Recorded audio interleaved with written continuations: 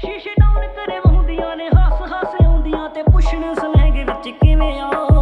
ਲੇਬਲਾਂ ਚੋਂ label blue ਸੋਹਣੀ ਨੇ ਜਦੋਂ ਪੀਨੇ ਆ ਤੇ ਪਾਣੀ ਵਾਂਗੂ ਪੀਨੇ ਆ। 40 ਕਿੱਲਿਆਂ ਦੀ ਖੇਤੀ ਅੱਧੀ ਠੇਕੇ ਉੱਤੇ ਦਿੱਤੀ ਮੁੰਡੇ ਸੋਹਣੀਏ ਪੰਜਾਬ ਦੇ ਜਾਏ ਨੇ। ਲੋਕੀ ਤਾਂ ਮੰਗਾਉਂਦੇ ਅਫਗਾਨ ਤੋਂ ਅਫੀਮ ਅਸੀਂ ਬੂਟੇ ਕੈਲੀਫੋਰਨੀਆ ਲਾਏ ਨੇ। ਆਓ ਲੋਕੀ